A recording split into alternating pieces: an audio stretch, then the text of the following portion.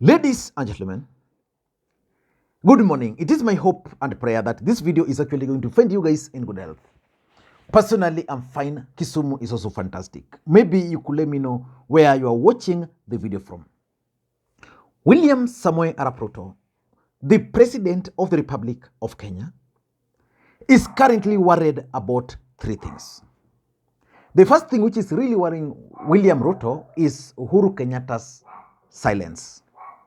For those who've been following the politics of this country, Uhuru Kenyatta has remained silent since he left office. And this is really worrying William Ruto and his brigades. And as late as yesterday, William Ruto and his allies were still accusing Uhuru Kenyatta of funding Azimio rally in Jacaranda. The other day, they were like, Uhuru Kenyatta is not paying tax. The other time, they were like going to Uganda to allow Ugandans to flood the market with milk, eggs, so that they could affect the business empire of the Kenyatta. So that's the first thing which is worrying William Ruto, Uhuru Kenyatta's silence. And I'll do a comprehensive analysis why that silence is actually causing William Ruto sleepless night. The second thing which is worrying William Ruto is Raila Odinga's game plan.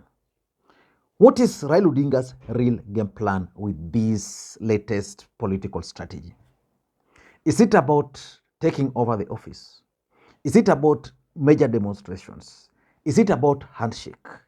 What is Raila Odinga's game plan? That thing is really eating William Ruto, according to the people I've talked to. And the last thing which is now worrying William Ruto, especially after yesterday, is Kalonzo Musyoka's factor. Raila Odinga might not run for the presidency. He might front Stephen Kalonzo Musyoka. And that is something which is really worrying William Samoei Arap Ruto. So in this video, I want us to look at why Kalonzo Musyoka is currently William Ruto's biggest political headache after yesterday's rally at Jacaranda, where Raila Odinga talked about possibility of handing over to Stephen Kalonzo Musyoka. Before we do that, in case you're watching this channel for the first time, I want you guys to take a second or two, click that subscribe button so that next time we produce a video like this, YouTube will automatically notify you. And to the subscribers, I want to continue thanking you guys for your continued support. Because without that support, this channel cannot be where it is now. Let us get back to the main issue. And later today, around 8 p.m. Kenyan time, we are going to go live. We are going to resume our live streaming and we'll be discussing current affairs. So guys, spare time today, come back. I know it has been hectic since most of you guys felt that you lost your victory. So remember to tune in at 8 in the night so that we can continue with the live stream. We'll be taking approximately 1 hour or less, then we call it a day. Then we want to make it a weekly event. Now, why is William Ruto worried about Stephen Kalonzo Musyoka? Number one is the Kamba voting block. That's something which is really worrying William Ruto. Remember, if you follow the politics of this country, Kalonzo Musyoka has always won the Kamba votes. In the last election, nobody thought Kalonzo Musyoka was still going to win the Kamba votes for Raila. Because if anything, he was ever not committed in his support towards Raila Odinga. While William Ruto was so busy and committed to winning the support of Kamba votes, William Ruto camped in Ukambani. William Ruto did everything in Ukambani. When the results came out, for the first time, Kalonzo won the 3 gubernatorial seats in Ukambani, the 3 senatorial seats, and majority members of parliament, senators, and also delivered the presidential votes to Raila Odinga. Which means if Kalonzo were to run for the presidency, he will still win the Kamba votes. But what if Kalonzo will now run for the presidency, but with the support of Raila Odinga? The Kamba nation, the entire Kamba nation will see the potential, the possibility of a Kamba becoming a president of the Republic of Kenya. I can assure you, Kambas will turn up in large numbers and they'll vote for Kalonzo Musyoka to the last man. And as we speak today, Kambas are the people who are very strong in Azimio. And, you know, Kamba population is not confined to Ukambani. You go to coastal region, you go to everywhere. Normally, I tell people that people underrate the Kamba votes. If you want to know the number of Kambas, just go and count the number of petrol stations we have around and check where they're repairing their tires. There's a chance you'll meet a Kamba. Then you leave that, you go to where they're selling tires. You'll definitely find Kambas there across the country. So the Kamba voting bloc is something which is really worrying Ruto, because if the Kambas can turn up in large numbers fully and commit to support Kalonzo Musyoka, Kalonzo will only need, for me, a running mate from the Luya nation. Or he can have Raila Odinga as the running mate. Game short. So that's number one. Number two, there's this talk of tribal dominance. You know, when Ruto started campaigning, he campaigned on the platform of Dynasty versus the Hustler. He won with that. Why do you think William Ruto campaigned on the platform of the Hustler versus Dynasty?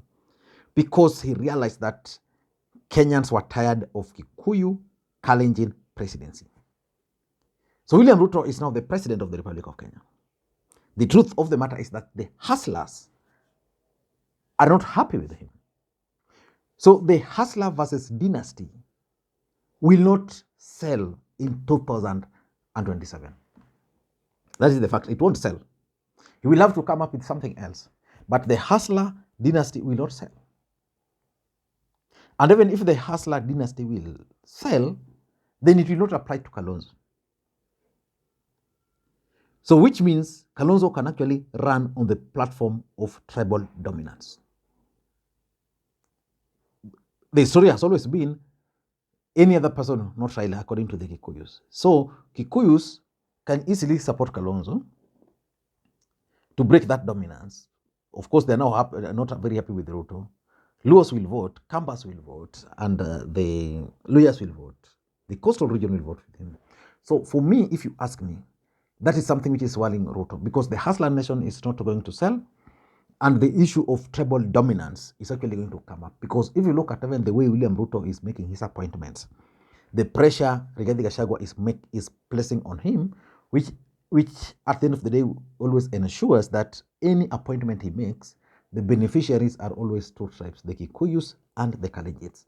So for me, that's something which is going to play a role. And just the way I'm seeing Raila Odinga and his approach to politics currently, the next time William Ruto will make appointment, he will come up with a list and he will read them publicly.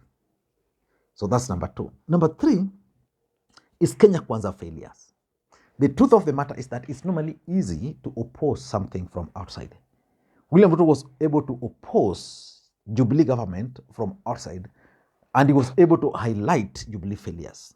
Currently, he's the president of the Republic of Kenya, which means someone like Kalonzo Musyoka or even Azimio can actually highlight Kenya Kwanza failures, and those failures can be magnified. The truth of the matter is that the biggest challenge, again, William Ruto is facing is the reality. You know, there are promises he made which he can't meet, and the voters are just the same. You know, a voter who was promised cost of living to go down wakes up, goes to work, gets his 400 bob or 300. In the evening, he goes back home. He finds the wife and the children waiting for him and looking for him like this. Then sometimes he fails to even get something. So this is someone who had high hopes in Kenya Kwanza government. The government can't provide jobs, can't provide low-cost items. So the realities will actually dawn on these people, and it will be easy to hit Kenya Kwanza based on their failures. So Kenya Kwanza failures will propel Kalonzo Musyoka easily. Because, you know, William Ruto has mastered the art of rallying the Kikuyus and rallying the Kalenjins against Raila. So that's number three for me. Number four, if you ask me, is the Kikuyu factor. Why do I talk of Kikuyu factor? The truth of the matter is that Kikuyus are feeling used by Ruto. But because of shame, they can't support Raila Odinga. So if you remove Raila Odinga out of equation, the Kikuyus will not support Ruto. Even if they will support, there's a chunk which will not support Ruto. If you remove Kikuyus from William Ruto, what's left of Ruto? A Kalenjin leader. So that is something which is really bothering him, because Kalonzo will come with the Kamba votes. The entire Azimio, those who voted for Azimio, majority of them are waiting for that revenge. Sweet revenge on Ruto. In fact, if you want to understand that Ruto is going to be a one-term president, just there's something which is very clear. William Ruto campaigns were pegged on Barack Obama's campaigns. Not Obama, Donald Trump's campaign. And Donald Trump managed to win the presidency against a system. He beat Hillary Clinton. Hillary was being supported by Obama. Then what happened after he took over? He failed just the way Ruto is failing. Then elections came. What happened? Hillary was not a candidate. They gave him someone else. And Obama came. That's exactly what's going to happen to Ruto. One time. Number 5 is church manipulation. If there's one thing which William Ruto mastered perfectly, is church. William Ruto has managed to manipulate church to an extent that places where Raila Odinga comes from, where he has massive support, the churches down there are uncomfortable with the government, because most people are now shunning those churches because of engagement in politics. But William Ruto was able to manipulate the church because Raila Odinga is probably not a non-practicing Christian. What about Kalonzo Musyoka? What can Ruto tell the church about Kalonzo? Yeah, that Kalonzo is a devil worshipper, you know? So that's something which is also worrying him seriously. And lastly is the Uhuru Raila revenge.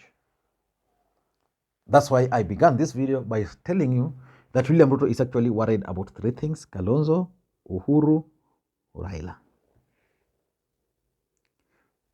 Uhuru Kenyatta is now coming to his senses that he mismanaged his succession politics. And he might get a second chance to fix it. Raila Odinga is also realizing that he was a bit lazy in the way he managed his campaign. Raila Odinga is confessing to Kenyans that Wafula Chebukati went to his house, asked for a bribe. And of course, it's not new. This is something which has been there, that Chebukati went to Raila to ask for money. Raila Odinga told him, no, let's just have a free and fair election. Then Chebukati and the team didn't end there. They went to Rafael Tuju's house. And again, they placed the same demands. The demands were not granted. And that's how, according to the sources, I think this is something which I had narrated on this platform before. That's how they left and went straight to William Ruto's office. And one of the things which was promised to them is that Wafula Chebukati was going to be a judge. That will not happen now. Wafula Chebukati was supposed to be made a judge after retiring, or to head one of the constitutional bodies.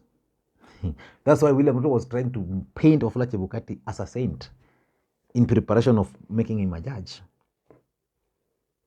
I don't know what you think. But let me hear your thoughts. Do you think Kalonzo Musyoka has what it takes to win the presidency? No, that's where I draw the line. Because if you ask me, I don't think Kalonzo Musyoka has that ability to win the presidency. Maybe he can craft a serious team, but thank you guys, and may you have a good day. Bye-bye.